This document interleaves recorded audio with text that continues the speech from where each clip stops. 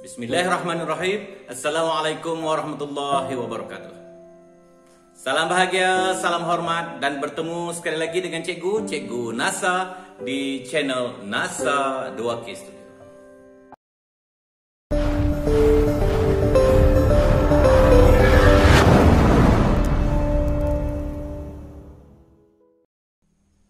Alhamdulillah kita dapat bertemu lagi untuk meneruskan kesinambungan pembelajaran Bahasa Melayu tahun 4. Kali ini kita akan meneliti pula buku teks Bahasa Melayu tahun 4 muka surat 39.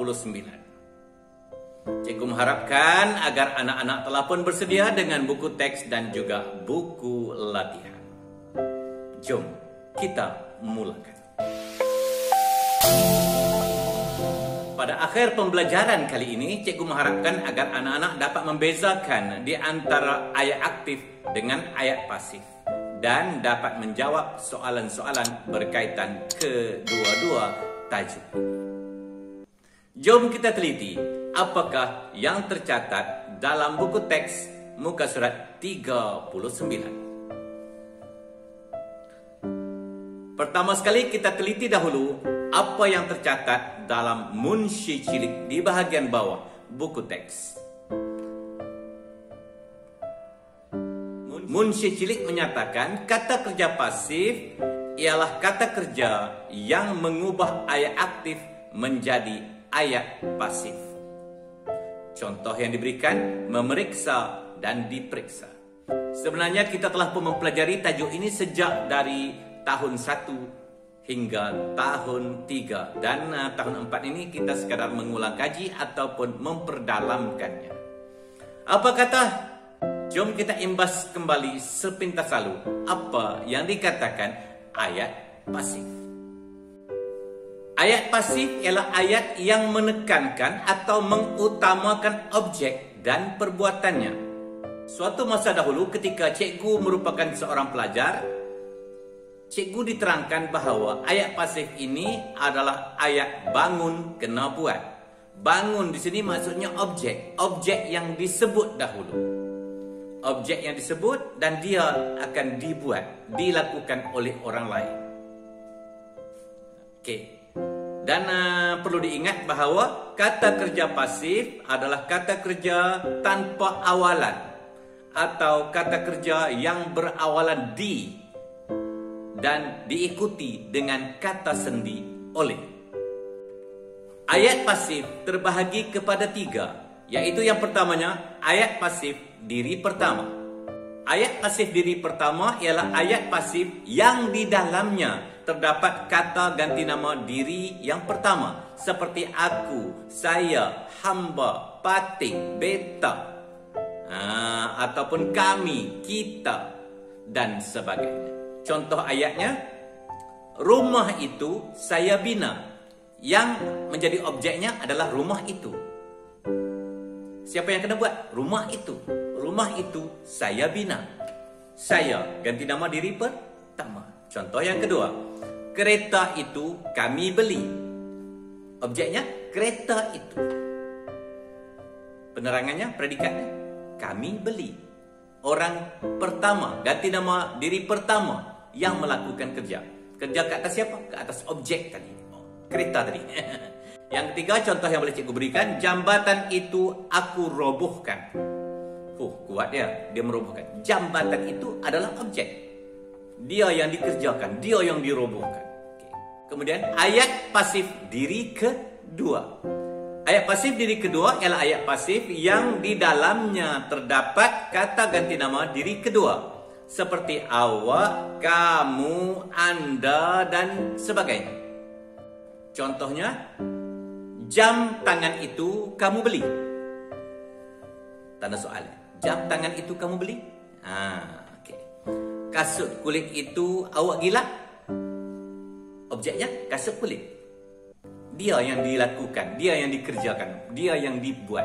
Bangun membuat, cikgu sebut tadi. Buku novel itu anda baca?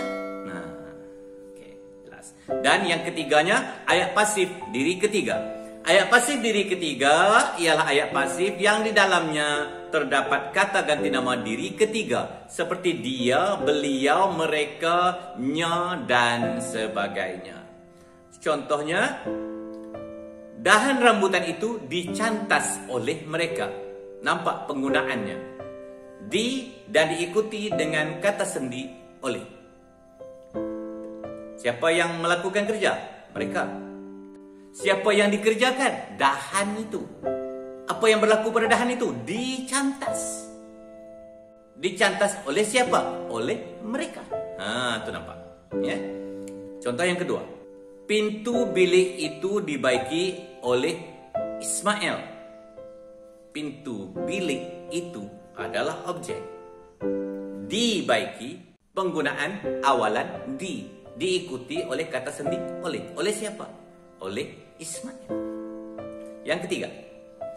Lori panjang itu dipandu oleh nya. Nya adalah ganti nama diri ketiga. Objeknya lori panjang.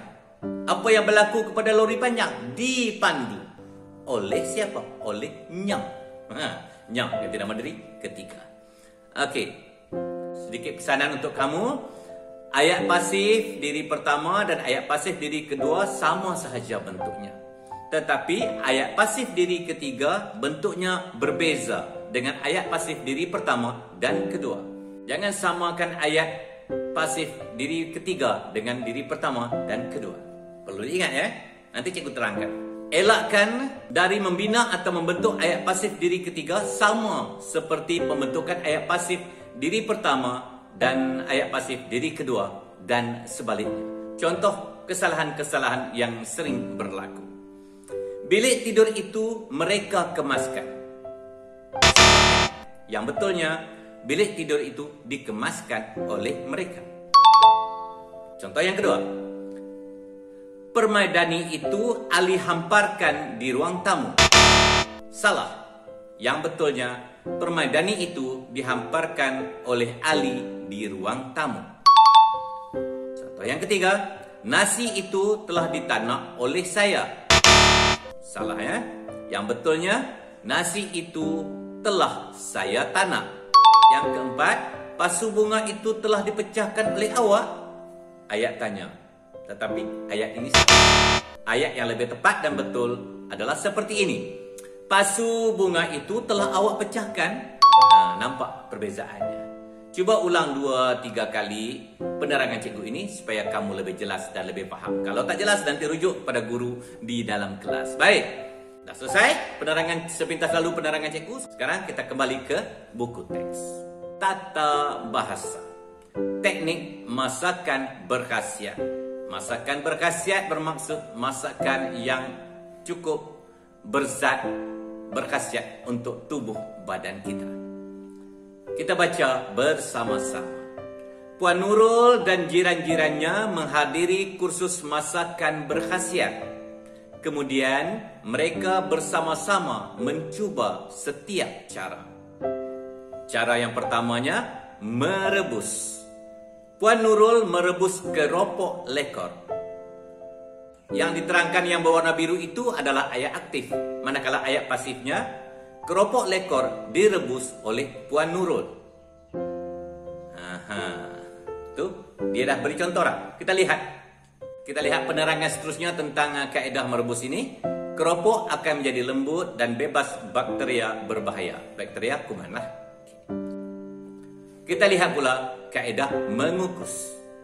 Ayat aktif yang diberikan, Puan Faizah mengukus ikan. Bagaimana kita nak menukar ayat aktif ini menjadi ayat pasif?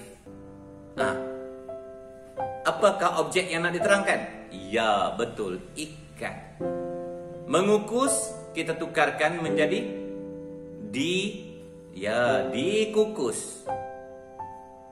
Ikan dikukus oleh, gunakan kata sendi oleh.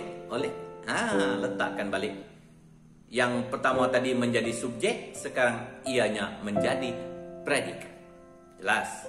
Dan penerangan selanjutnya tentang mengukus ini, cara ini dapat mengekalkan khasiat dalam makanan. Kita lihat penerangan dan ayat seterusnya dalam kategori memanggang. Memanggang adalah disadlaikan ataupun diletakkan makanan itu supaya masak dekat dengan api. Ya. Puan Dayang memanggang daging. Ayat aktif. Objeknya ataupun subjek yang nak diterangkan adalah daging. Memanggang, awalan boleh kita tukarkan dengan awalan di. Memanggang menjadi dipanggang. Gunakan kata sendi oleh siapa? Letakkan namanya. Okey. Dan penerangan berikutnya, teknik memanggang akan menjadikan daging kurang berlemak. Bagus untuk kesihatan. Nah, nama pun makanan berkhasiat.